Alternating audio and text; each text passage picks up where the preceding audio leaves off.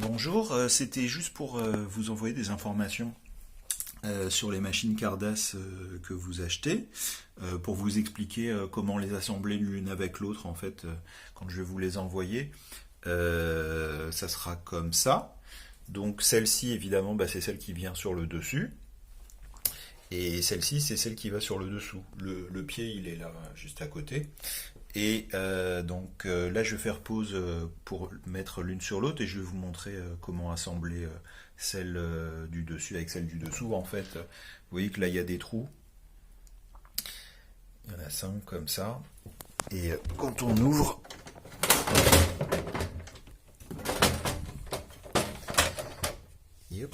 quand on ouvre, on a juste en haut les trous correspondants. Il y en a un au fond, il y en a un au milieu. Il y en a un ici et puis il y en a un au fond là-bas. Pour assembler l'une avec l'autre. Je vais les mettre l'une ensemble. Donc un truc important, c'est que la machine du bas, pour pouvoir mettre celle du haut dessus, il faut absolument qu'elle soit avec la face avant fermée. Parce que ce qui maintient la charnière de la machine du bas, en fait, c'est ce petit ergot, il rentre dans la machine du haut pour que ça soit stable. Donc quand on ouvre, voilà, la porte n'a rien sur quoi tenir. Donc il faut faire attention de ne pas abîmer la charnière. Donc on le referme. Voilà, je viens de le refermer. On va placer la machine du dessus sur celle du dessous. Voilà, et ce que j'avais pas dit, c'est qu'en complément, pour pouvoir faire la visserie là en haut, il a fallu retirer les monnayeurs. Donc je vais vous montrer comment les réinstaller, c'est simple. Voilà, donc on positionne le monnayeur dans son emplacement, il n'y a qu'un endroit.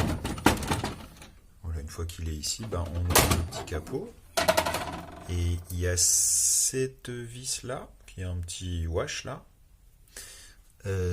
qu'on vient visser ici, là au milieu. Donc là voilà, on visse au fond quoi.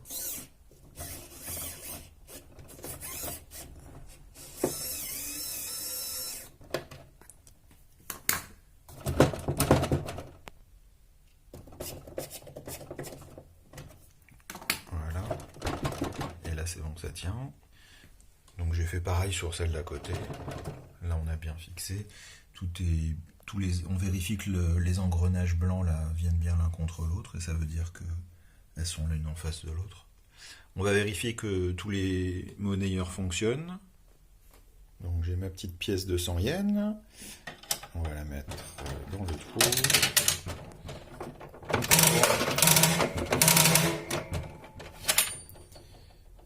Final Fantasy VI. On va réessayer une deuxième fois pour vérifier que ça fonctionne.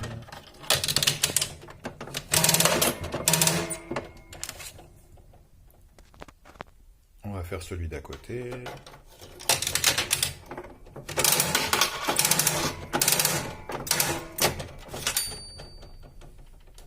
Une deuxième.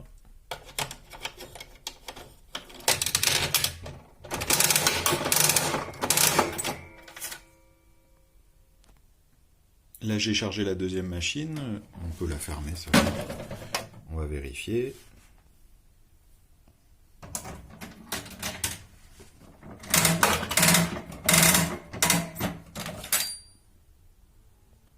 On va essayer une deuxième fois. C'est bon. Celui de droite.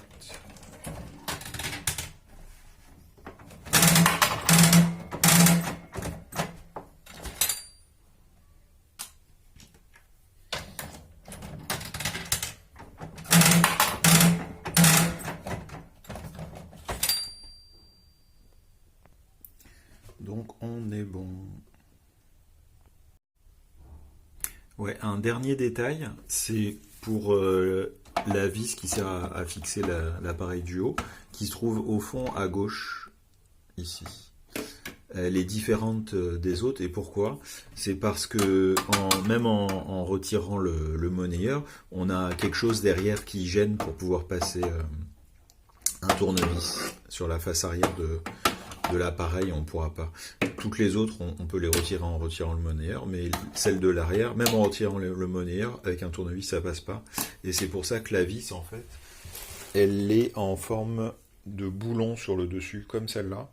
Et donc ça se retire avec une pince comme ça.